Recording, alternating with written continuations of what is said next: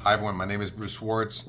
Hope you're enjoying the holidays. We're going to get in real close to the northwest top right side of the moon and the east side of the moon, Mare Crisium, the Crisium Basin, and some other beautiful close-ups. And we're looking at atmosphere. We're witnessing a very thick, dense atmosphere. No matter what the atmosphere consists of, we can see it. We're going to see a couple of constructed objects too further on. And yes, in the December footage, guys, I found some flashing lights again, and that is always astonishing. So whether it be a flashing light, an explosion, a UFO taking off, a meteorite hitting, I highly doubt it's a meteor hitting. There was no smoke or anything around it, but we did see this very intense flash of light. So take a look at this beautiful close-up footage and mixed with some photos, some astrophotography of recently the December footage, because I got it 3 days in a row. So we'll be able to compare and check out the differences. Thanks for stopping by, everyone.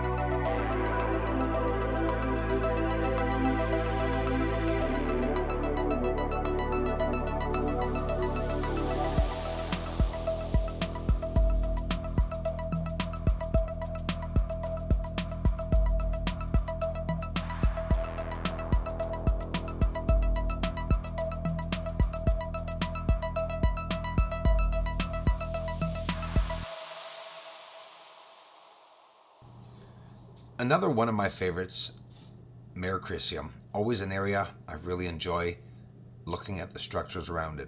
Now here's the thing.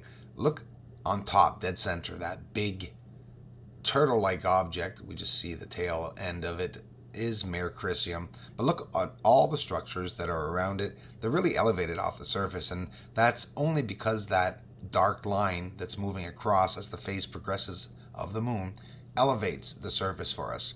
These are some very close-up shots of Mare Crisium, the basin, and the outer limits of the basin, looking at the edge, the elevation, because don't forget, I mean, this is thousands, many thousands of feet off the surface that we can see here, and we can really see the elevation considerably as we zoom in. And again, it's always so hard to keep a clear shot. To be able to get in this close, the shot has to absolutely be as clear as possible, because of course you're going to lose definition or some resolution when you're zooming in on it, but not entirely.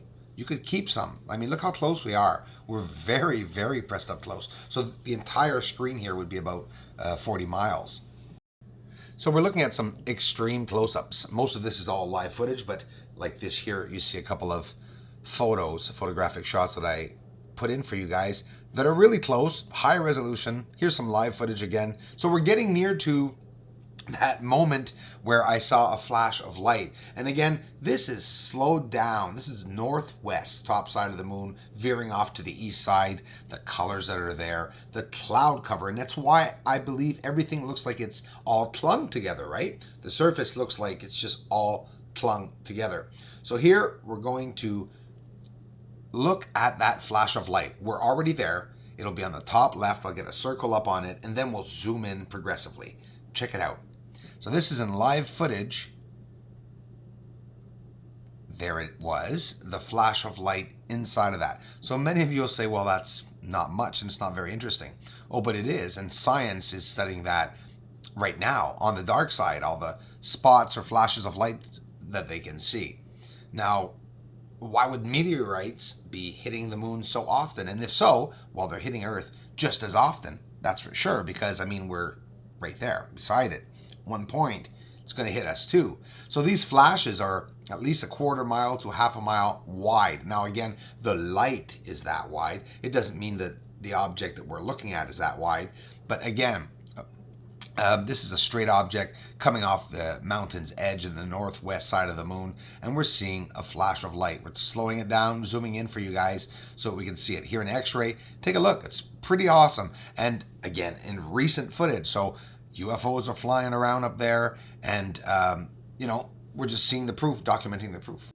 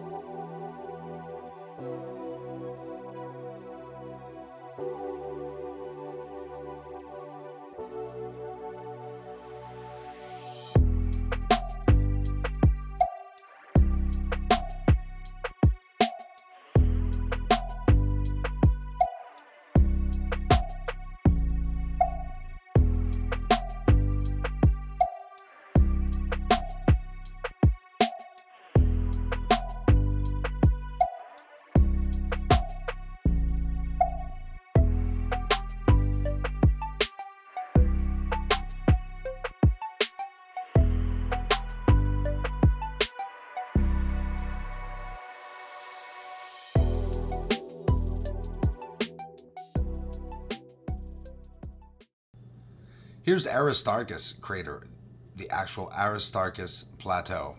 Look it up if you want to get more information on the sizes and dimensions and diameters of everything. This is in December footage, very recent, a couple days ago. I got a lot of cool stuff during the December filming of the moon, and I was able to film it for 3 days so far. Again, even, it's pouring rain now, but tonight or tomorrow night, whenever the moon's going to be out, I'm going to be filming it. And more productively, meaning I'm going to follow each day. I want to, film the moon arriving. I want to film the moon leaving for several days and to take a really big comparison out of everything that we can see changing with that Terminator line, the line of daytime and nighttime together. That magnifies the surface and reveals to us so many details, and we'll be doing that throughout the months coming.